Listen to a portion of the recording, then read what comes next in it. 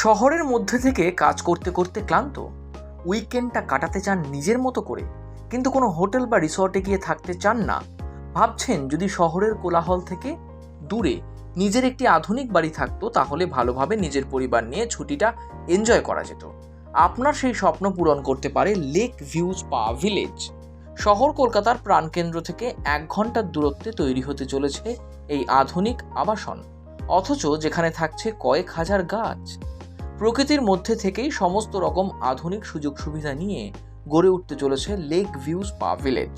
প্রায় 72 একর লেকের ধারে তৈরি হচ্ছে আপনার স্বপ্নের বাড়ি। থাকছে অত্যাধুনিক ক্লাব, স্পা ও বিভিন্ন রকম থেরাপির ব্যবস্থা। প্রত্যেকটি বাড়িতে থাকবে নিজস্ব সুইমিং পুল, থাকবে সাজানো ছাদ বাগান, সেই সঙ্গে থাকছে আম জাম কাঁঠালের মতো গাছ। অত্যাধুনিক বাড়িতে থাকলেও মনে হবে আপনি প্রকৃতির মধ্যেই রয়েছেন। প্রতিটি বাড়ির সঙ্গে থাকবে এক টুকরো খালি জমি, যেখানে আপনি নিজের মতো করে বাগান তৈরি করতে পারবেন। ছুটি কাটাতে গিয়ে যাতে নিজেকে রান্না করে খেতে না হয়, সেজন্য থাকছে অত্যাধুনিক রেস্তোরাঁ, যেখানে জৈব উপায়ে উৎপাদিত ফসলের তৈরি খাবার পাওয়া যাবে। কেউ যদি এখানে স্থায়ীভাবে বসবাস করতে চান, তাতেও কোনো অসুবিধে নেই। থাকছে উন্নত যোগাযোগ ব্যবস্থা। রথের পুণ্য লগ্নে উন্মোচিত হলো সেই প্রজেক্টের মডেল। কথায় আছে, morning shows the day. Project model দেখেই বোঝা গেল কত সুন্দর হতে চলেছে লেক ভিউ স্পা ভিলেজ। এটা লেক ভিউ ভিলেজ। এটা বিশাল বড় লেক রয়েছে, তার সামনে এটা রয়েছে। আর এই ভিলেজে তারাই থাকবে যারা প্রকৃতির সঙ্গে থাকবে।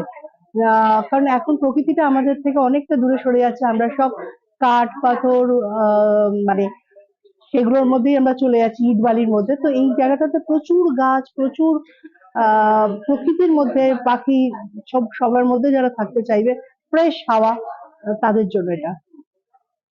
দাম ঠিক করছেন না? না, এখনো এটার প্রজেক্টটার দাম ঠিক করা হয়নি। সব রকম চলছে কাজ আর কি। তবে এটা আমরা মোটামুটি ভাবে শুরু করে দিয়েছি। তো কতগুলো ভিলা থাকছে? ফার্স্ট এর দিকে আমাদের ভিলা থাকছে 50।